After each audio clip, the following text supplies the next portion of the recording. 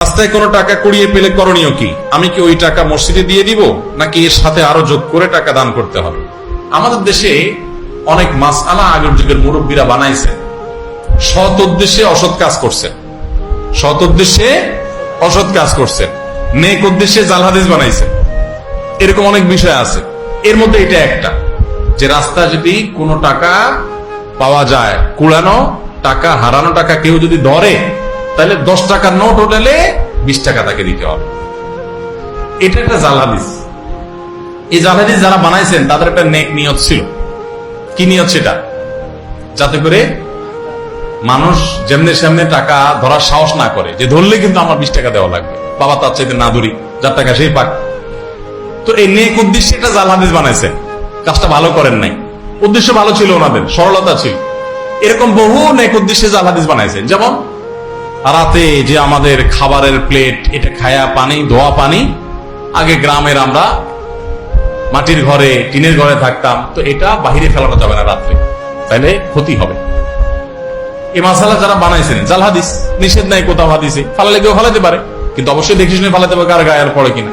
আমার মনে হয় এই মাসালা যারা বানাইছেন তাদের একটা নেক উদ্দেশ্য ছিল। উদ্দেশ্য হলো যে আগের যুগে তো এত কারেন্টের ব্যবস্থা ছিল না, এত বিদ্যুৎ ছিল না, লাইট ছিল না, তো কেউ যদি উড়াদুড়া খাইয়েই দরজা খোলা দিয়ে বাইরে মারে, কারো গায়ে পড়তে পারে।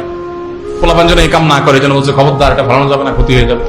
হ্যাঁ, ভাঙা প্লেটে খাওয়া যাবে না, ক্ষতি হবে। ভাঙা প্লেটের ভাঁজে ভাঁজে হয়তো ওইটা হয়তো কোনো প্লেটের দোকানদার হাদিস বানাইছে, যাতে করে কোনো কোনো প্লেট বিক্রি হয়। বুঝে আসছে কথা? তো এরকম নেক উদ্দেশ্যে কিছু জাল হাদিস বানানো হয়েছে, তার ভিতরে এটা একটা, যে কি 10 টাকা কুড়ায় পাইলে সাথে আর 10 টাকা দিতে হবে। এরকম কোন কথা আসলে কোরআন হাদিসে নাই।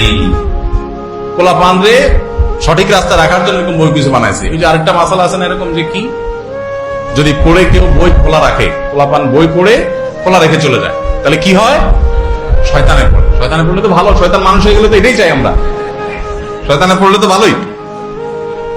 আসলে তো তা না। আসলে পোলাপান যাতে বই খোলা রেখে না যায়, খোলা রেখে চলে গেলে ফ্যানের বাতাসে ছিঁড়ে যাবে, বাচ্চারা ছিঁড়ে ফেলবে, হাঁসমরগ আসবে, এই জন্য মুরব্বীরা বন্ধ করে রাখার জন্য নেক নিয়তে জাল হাদিস বানাইছে।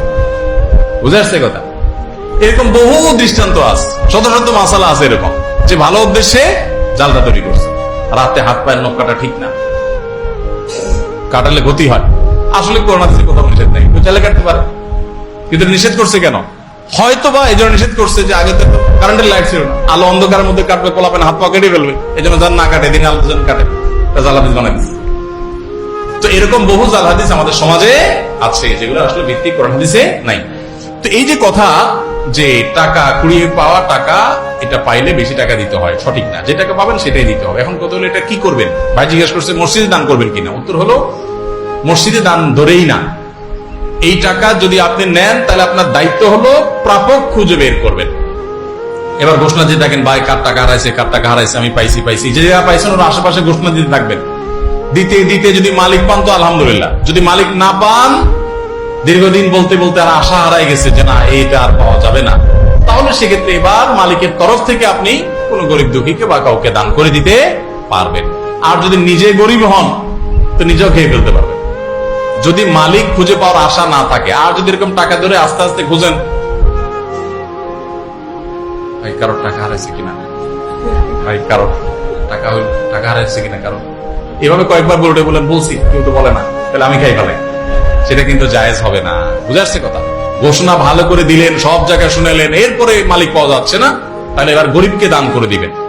আর নিজে যদি গরিব হন, অভাবী হন, নিঃস্ব হন, তাহলে নিজেও খেতে পারবেন। কিন্তু যদি মালিক কখনো পাওয়া যায়, তখন আবার তাকে ফেরত দিতে হবে।